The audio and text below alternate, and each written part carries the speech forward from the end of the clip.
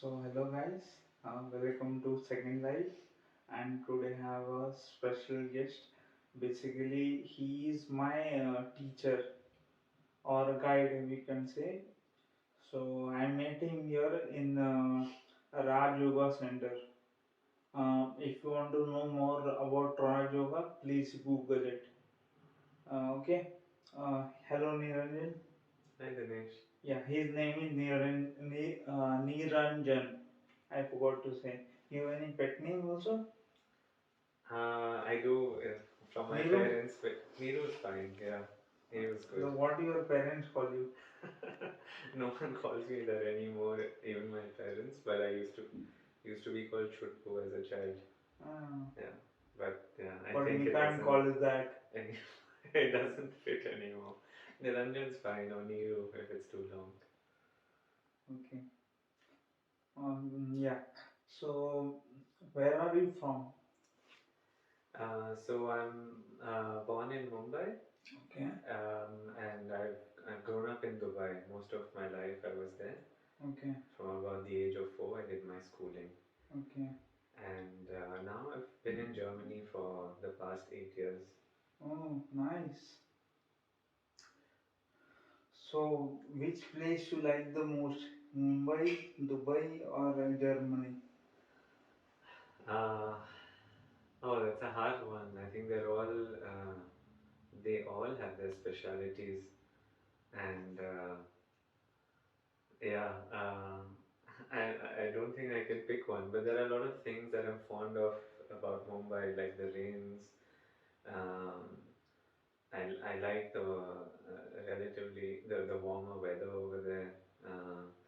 Yeah, but I think that is just nostalgia. But there's so many good things about Germany, also about Dubai, my school times. I don't think I can pick one. Okay. Okay, let's not get distracted. Let's go to the main point, which is Niranjan's. We are here to listen to Niranjan's second life thing.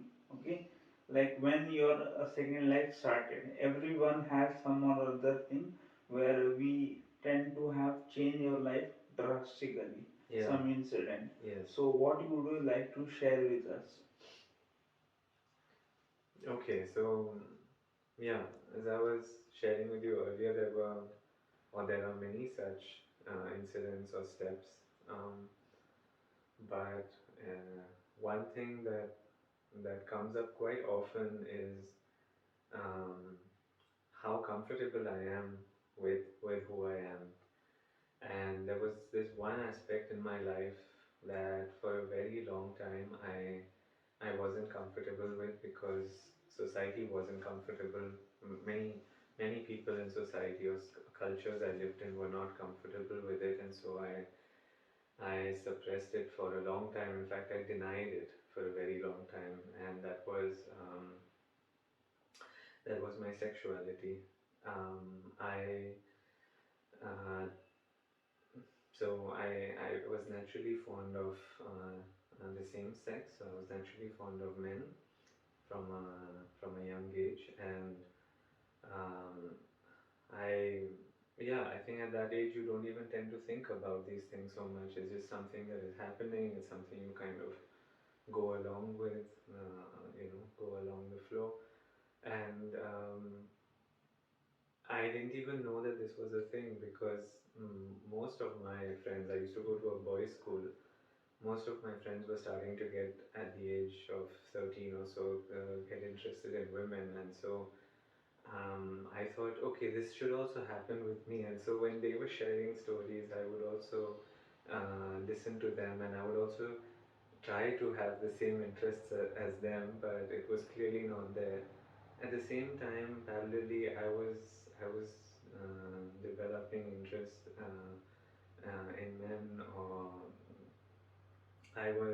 so I had close friends, and it was less of a physical attraction. It was more of an emotional bond that I would experience with them, and I didn't even know that I was doing this until it became much clear to me. Maybe let's say 5 or 6 years later, and Then of course then I also started receiving hate messages, not to me personally because I wasn't out with it. I didn't really tell anyone about this, but I could notice that people were talking about gays or homosexuality in a negative way. And so as soon as I started receiving those messages, I said, okay, this is something that should not be spoken about, otherwise I'm screwed. Or otherwise people are not going to like me. I'm going to be discriminated or ostracized. And I said, okay, I can easily keep this. Then I don't need to tell anyone. Of course, it was affecting me in a way, in ways I didn't even know. Yeah, but I kept on with the act for a long time, and I genuinely tried to change myself because it was being told to me that this is not normal, this is not good. So you and subtly you are constantly receiving messages, and I grew up in Dubai in an Islamic country. There it's they you it's a no, like you don't even talk about these things. And even afterwards when I shifted to India, did my studies in Bangalore, and I would say most of the men were homophobic and speaking about gays in a derogatory way. So the other thing I also try to do is because homosexuality is also associated with a feminine way of being, and I am relatively feminine in my expression. Maybe not so much as before, but I think I still am. I try to make myself more masculine. I try to speak with a heavier voice and try and be like the other guys. And I wasn't so much into sports. I enjoyed it. I played a little bit, but not really that boy masculine thing. Although there are many homosexuals who are also quite masculine. It's just a stereotype that gays are more feminine. But so yeah, I didn't want to give off any indication to anyone. I think that the times it was really difficult for me was when I really liked someone, when I really became affectionate or closely attracted to someone, and then I couldn't open up about it, and then I had to really suppress it. Although it used to start becoming very obvious, and I think it is that suppression of you know who I am, or what was coming up within me naturally. I think that began to affect me, and this nature of having to please others and what they thought would be right for me. I think that was what was affecting me at a very subtle level. And so, incidentally, today I look at it in a way it's connected with my meditation practice, but again in a very subtle way because I started meditating about the the last year that I was in India, 2013. That's when I had some other difficulties I was experiencing in my family. That's when I started understanding spirituality and self care, and that I'm responsible for my own happiness. Um, and I started practicing that. I started practicing self happiness, inner peace. And I came closer to the Raj Yoga school of meditation at the Brahma Kumaris, and I did the Raj Yoga course with them. So that's the year I also moved to Germany. I got a scholarship to come do my studies here, and there was this deep interest in spirituality that was coming, and I came and did the course in Raj Yoga at the Brahma Kumari Center in Dresden at that time, where I was, and yeah, it's not like I straight away became a follower or straight away started intensely practicing it, but that period of I can't really say what it was. Was it being in Germany? This, I think it's all a collection of everything. But it so happened that I again fell for someone. I started growing affectionate towards someone, and I said, I cannot keep this anymore. I this is this is the third or the fourth time it is happening, and I cannot keep suppressing this. And this other guy was not into men, so I wasn't expecting anything, but I did not want to, let's say, hide it or lie about it anymore. I had come to that stage where I said I have to somehow communicate this, and my biggest fear was that this friend would not be my friend anymore, that he would leave, and what we already had would not be there anymore. But I took the courage, and I first had to accept it for myself, because I was in this constant denial mode. And from a younger age, when I had started observing this in me, I used to even, like a mantra, chant to myself that I'm heterosexual, I'm hetero. And I thought just by doing that this would change, and obviously it did not. Uh, and then I came to this stage where I decided to first accept it for myself, that this is happening, this is a reality, and can I first accept it for myself that this is a part of me. And that took a big shift, that took a lot of courage, and I over time was able to tell my friend about it, whose initial reaction was to be quite shocked, but he was also not homophobic and accepted me, and was actually completely normal with me after that. Also, nothing changed about our friendship, and he's a really, really good friends. I mean, a really good person, and I'm still in touch with him today. I can still visit him at his home place anytime. But irrespective of how he reacted, I think that step for me was huge, to accept a part of me. Um, Today, it's not even important to me. I mean, my sexuality is not even important to me, because over time, as we practice Raj Yoga, we practice a celibate way of life, and I'm not even interested in that way anymore. We have a practice of soul consciousness, and each being is a soul, which is both feminine and masculine. There's no aspect of gender as such in that, and I realize that I have both aspects in me, so I can really embrace my masculinity and my femininity today.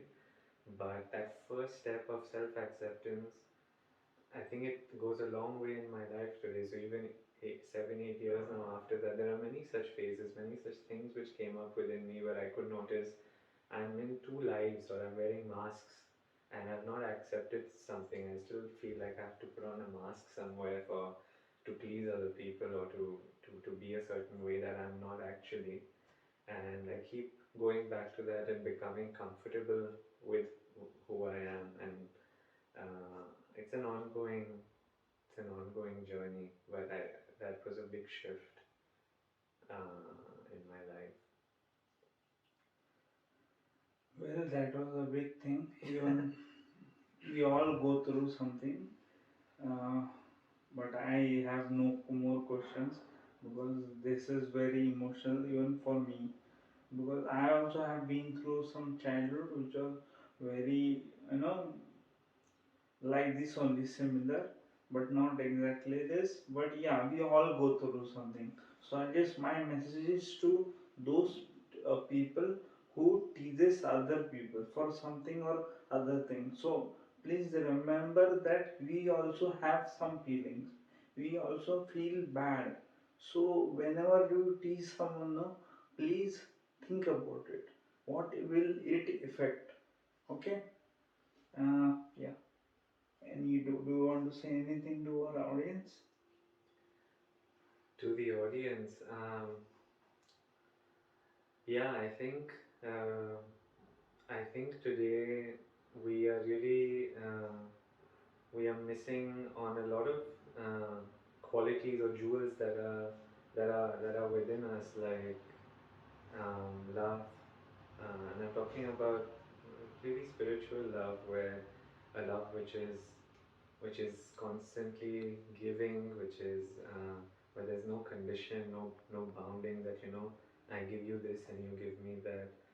Today's world has become quite materialistic and business-like in a way. In our transactions of human relationships, we've become very transactional, conditional. And I think the first step really to experiencing a real relationship with anyone is to look inwards and to look at myself and how I treat myself and developing love for the self. Because even if we don't realize it, we are constantly asking for love, for respect, constantly wanting to get attention in some way or the other. Many of our big decisions in life are based on these false values. And the day I can learn to respect and love who I am, that's the day I will also, and my life is based on these solid or good values. I think we can then start living deeper, meaningful, happier lives, have also such relationships and yeah. Thank you, Niranjan, for giving such a wonderful message and for sharing the story with us and with the people also. I hope I'm not making you uncomfortable and all because No, sharing not your at all. story is very important. I know there are a lot of people out there who might feel the same way, Yeah, but they are waiting for this story, then they can feel better. yeah, You also know the feeling. You if you would have watched the same video yourself, yes, then how would have you feel? yes, Better, right? absolutely, Yes. yeah. So And thank you for this opportunity, yeah. for giving Thank this you for the space. opportunity to speak to you. It was my pleasure to talk to you. Same here, Dinesh. Yeah. Okay. Please, the now the YouTube rituals. Now you say, please, So please share, like, and subscribe Dinesh's channel. and do comment your thoughts.